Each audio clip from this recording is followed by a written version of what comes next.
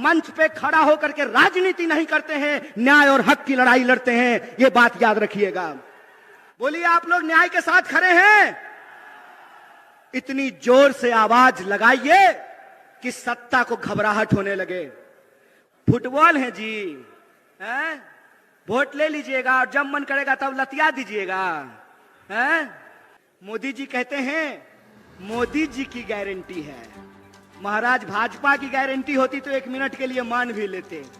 मोदी जी की गारंटी है तो बिल्कुल भरोसा मत कीजिए। अगर विश्वास नहीं होता है तो यशोदा जी से जाकर के पूछ लीजिए। गारंटी लिए थे ना जी, अग्नि को साक्षी मान करके 7 फेरा ले करके, हिंदू रीति रिवाज से अग्नि को साक्षी मान करके 7 फेरा ले करके 7 जन्म का वादा निभाने का गारंटी लिए थे ना मोदी जी। किए पूरा? किए पूरा? भाग गए ना छोड़ के? कोई गारंटी नहीं है इस आदमी का। इस आदमी का एक ही गारंटी है कि इस देश की इस धन संपदा को लूट करके अपने दोस्त के खजाने में पहुंचा देंगे। एक ही गारंटी है कि रेलवे बेच देंगे, एयरपोर्ट बेच देंगे, पोर्ट बेच देंगे, सड़क बेच देंगे, नदी बेच देंगे, खदान बेच देंगे, और इस देश के जो आम लोग हैं वो नौकरियों के लिए दर दर तड़पेंगे, दर दर भटकेंगे। और जो भी गारंटी इन्होंने कहा था, मैं आपसे पूछता हूं कि कौन सी गारंटी पूरी हुई है? बोलिए। 15 लाख आपके खाते में आया? 15 लाख खाते में आया? 2 करोड़ नौकरी मिली? महंगाई कम हुआ? काला धन आया? तो कौन सा गारंटी पूरा हुआ है जी? कौन सा गारंटी पूरा हुआ है? मंदिर बनाने का? एक बात बताइए, मंदिर की बात चली है तो मैं भी एक बात कहना चाहता हूं।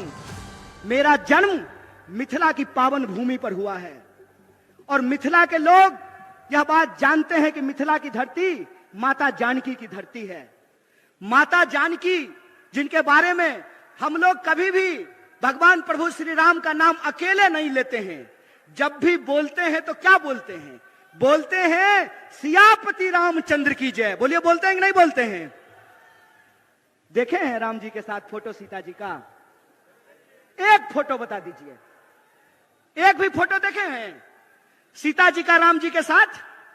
पहले हमारे घर में दादी जब कैलेंडर लगाती थी तो उसमें फोटो होता था भगवान प्रभु श्री राम का, सीता जी का, लक्ष्मण जी का और हनुमान जी का। होता था कि नहीं होता था? सीता जी, लक्ष्मण जी कोई फोटो में नहीं दिख रहे हैं। मतलब यही होता है कि जिनको धर्म का मतलब नहीं मालूम होता है ना, तो जब वो धर्म का पाखंड करते हैं तो उनसे गलती हो ही जाती है। क्योंकि धर्म का मतलब होता है धारण करना। धर्म बना है संस्कृत के धृत धातु से, जिसका अर्थ होता है धारण करना। अगर आप धार्मिक हैं तो आपके अंग अंग से धर्म फूटता है। और मैं रामचरितमानस को कोट करना चाहता हूं। रामचरितमानस में तुलसीदास जी ने क्या लिखा है? गोस्वामी तुलसीदास ने लिखा है, रावण रथी विरथी रघुवीरा। मतलब रावण रथ पर सवार है और भगवान प्रभु श्री राम पैदल चल करके आ रहे हैं। बताइए, आज की तारीख में रथ पर कौन सवार था? कौन सवार था रथ पर? रथ पर सवार थे अधर्मी लोग, रथ पे सवार थे अन्यायी लोग, रथ पे सवार थे इस समाज को बांटने वाले लोग, रथ पर सवार थे इस समाज में नफरत फैलाने वाले लोग। आप सब जानते हैं ये कांग्रेस पार्टी का मंच है और आप सब कांग्रेस पार्टी के शेर दिल कार्यकर्ता हैं, जिंदा दिल इंसान हैं आप लोग। इसीलिए मैं आप तमाम लोगों से एक अपील करना चाहता हूं। सवाल चुनाव जीतने का नहीं है, सवाल किसी को मुख्यमंत्री और प्रधानमंत्री बनाने का नहीं है। दोस्त, एक बात याद रखिएगा, ये लड़ाई किसी पार्टी को सत्ता में लाने की नहीं है।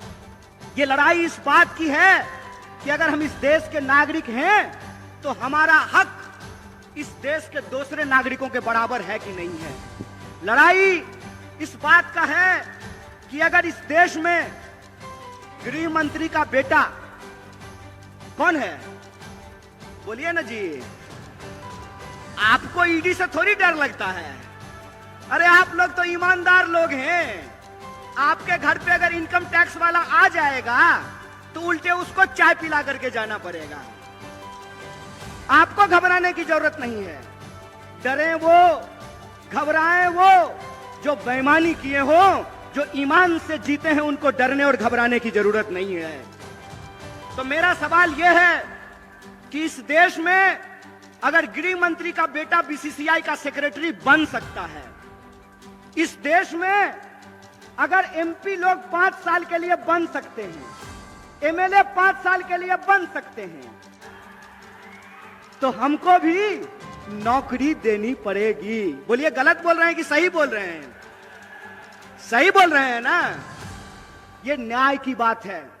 न्याय की बात यह है कि अगर इस देश में प्रधानमंत्री के चंदादाताओं का 14.5 लाख करोड़, कितना?